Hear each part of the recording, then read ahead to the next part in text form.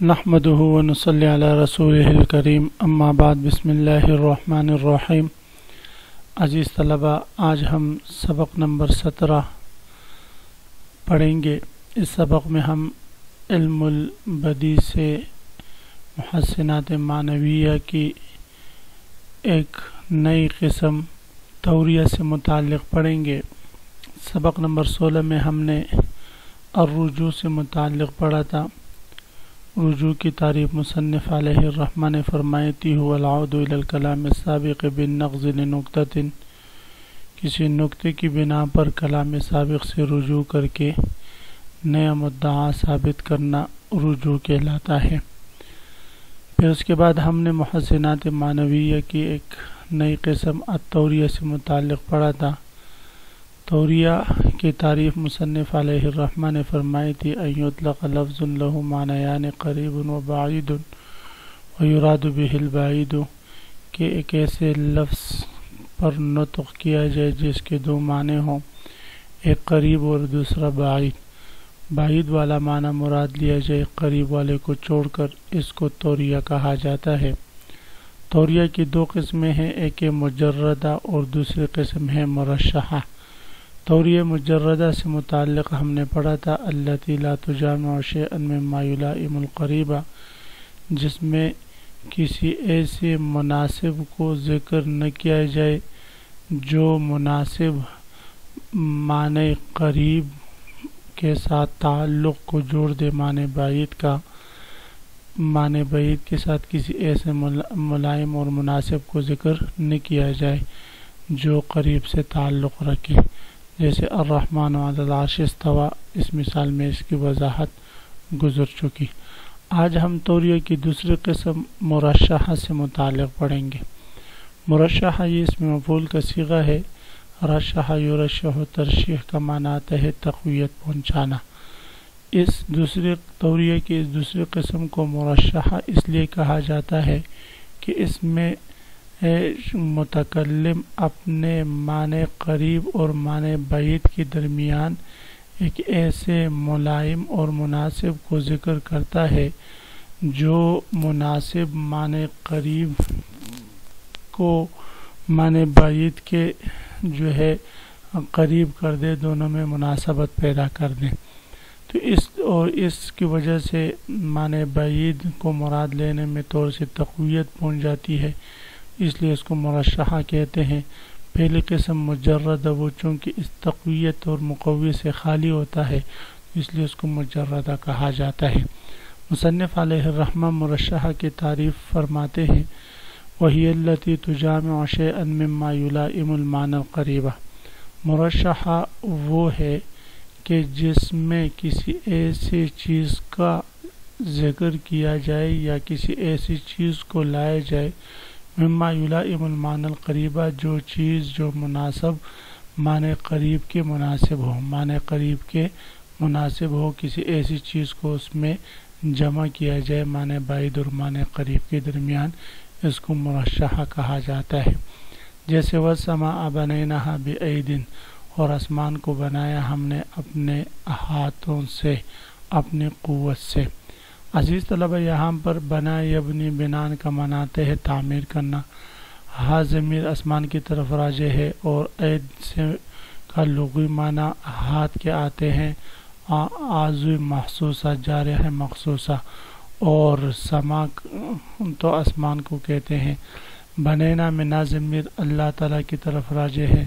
اس صورت میں ہم ترجمہ کریں گے اور بنایا اللہ تعالیٰ نے آسمان کو بعیدن اپنی قوت سے۔ اراد بالعید معنی البعید، تو یہاں پر محل استشہاد یہ ہے کہ عید ید کی جمع ہے اور اس کا لغوی معنی قریب والا معنی اس کا آتا ہے ہاتھ کے، جارح مخصوصہ کے، اور معنی بعید اس کے آتا ہے قوت اور قدرت اور جو ہے قوت۔ تو یہاں پر مراد معنی بعید ہے، قوت ہے۔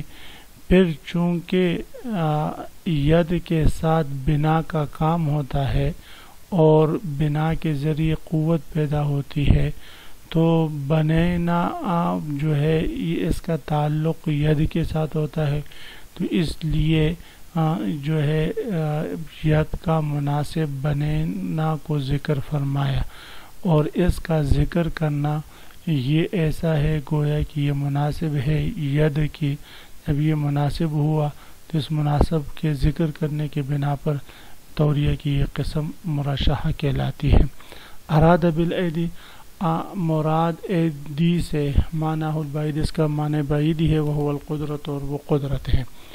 وقد قرن بها ما یلائم المعنی القریبہ، اور اس معنی بعید کے ساتھ متصل کیا ایسے لفظ کو یلائم معنی القریبہ جو معنی قریب کے مناسب ہے، الذی هو الجارحۃ المخصوصہ، معنی قریب جارح مخصوصہ ہے یعنی مخصوص عضو، وہو قولہ بنیناہا، اور وہ مناسب معنی بنیناہا ہے، اذ البناء مما یلائم الید، اس لیے کہ بنا ہی وہ چیز ہے جو ید کے مناسب ہوا کرتا ہے۔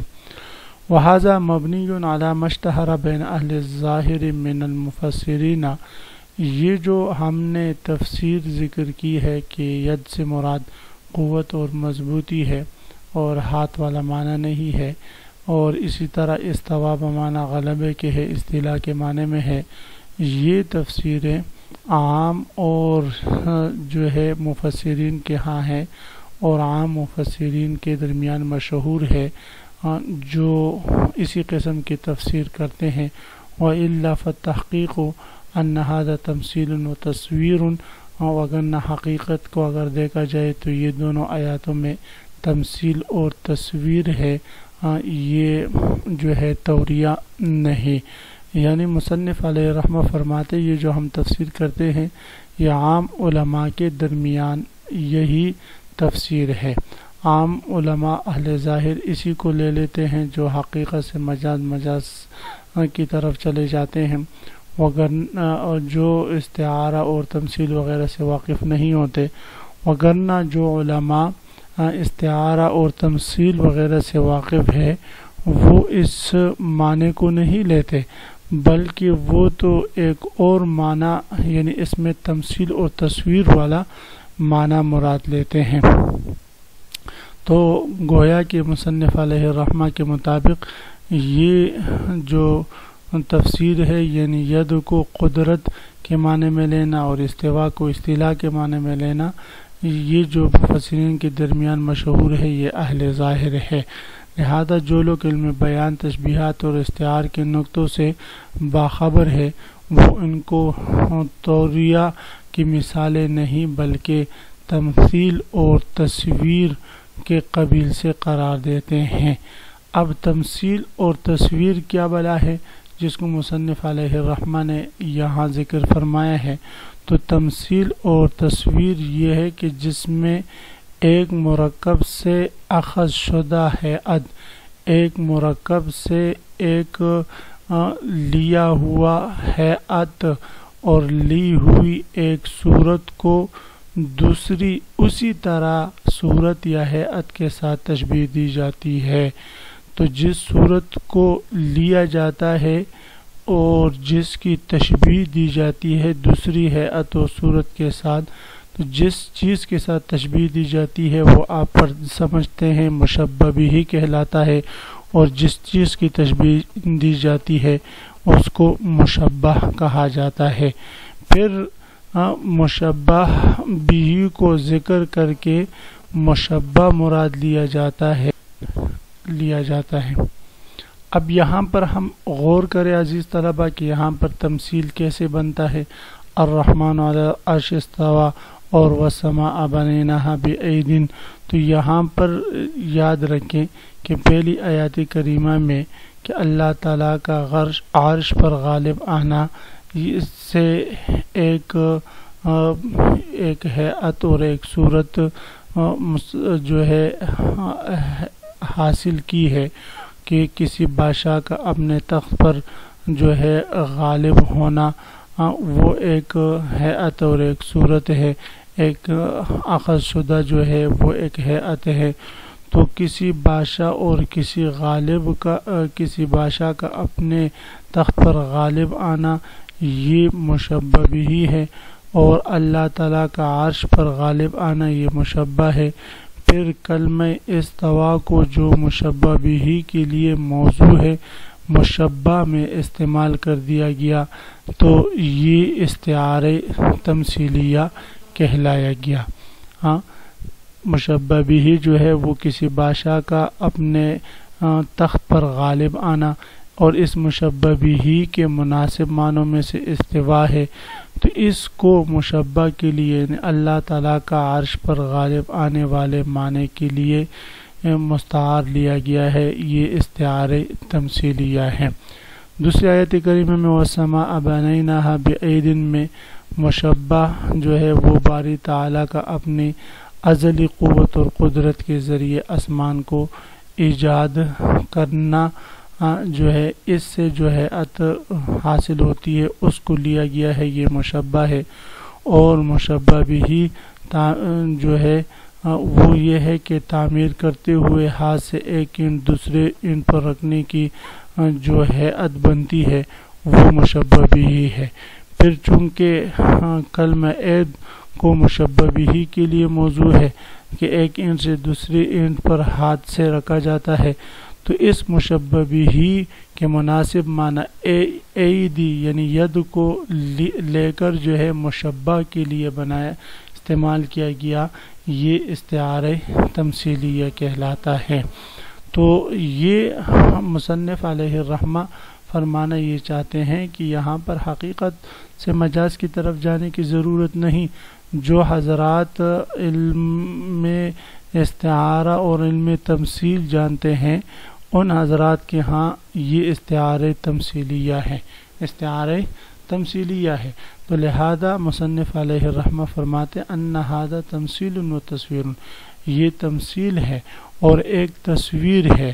پھر یہ تمثیل اور تصویر کس وجہ سے ہے کہ لعظمتہ، اللہ تعالیٰ کی عظمت کی ایک تصویر ہے، اور اللہ تعالیٰ کی جو ہے بڑے ہونے کی ایک دلیل ہے، وتوقیف علی کنہ جلالہ، اور اس میں جو ہے مطلع کرنا ہے باری تعالیٰ کی عظمت اور جلال کی حقیقت پر، من غیر ان یتمحل للمفردات حقیقتا و مجازا، بغیر اس کی کہ تکلف کیا جائے مفردات کے لیے حقیقی اور مجازی معنی ثابت کرنے کا، بلکہ مفردات کو اپنے معنی پر برقرار رکھ کر اس سے تمثیل اور تصویر جو ہے یہ قرار دیا جائے گا۔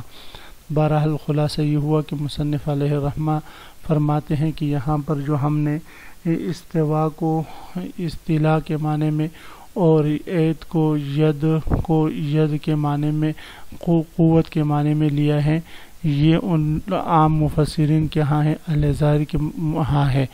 جو لوگ علم المعانی وغیرہ پڑھتے ہیں سمجھتے ہیں تو وہ جانتے ہیں کہ یہ جو ہے حقیقت اور مجاز کے بحث نہیں بلکہ یہ استعارہ تمثیلیہ ہے۔ استعارہ تمثیلیہ کیسے ہیں اس کی پوری تفصیل میں نے آپ حضرات کے سامنے بتا دی، لہذا آپ حضرات اس کو خوب غور سے سنیں۔ خلاصہ یہ ہوا کہ آج کے سبق میں ہم نے توریہ کی دوسری قسم مرشحہ سے متعلق پڑھا، وہی التی تجامع شیئا مما یلائم المعنی القریب، جس میں کسی ایسے مناسب کو ذکر کیا جاتا ہے جو مناسب معنی قریب کے بالکل مناسبت رکھتا ہو اور اس کے قریب ہوں، تو اس کی وجہ سے معنی قریب اور معنی بعید میں تھوڑی سی قرب پیدا ہو جاتی ہے، جیسے وَالسَّمَاءَ بَنَيْنَاهَا بِأَيْدٍ میں۔ تو آپ حضرات اس کو خوب غور سے سنیں سمجھیں۔ اللہ تعالی ہم سب کا حامی و ناصر ہوں، آمین۔ وآخر دعوانا ان الحمدللہ رب العالمین۔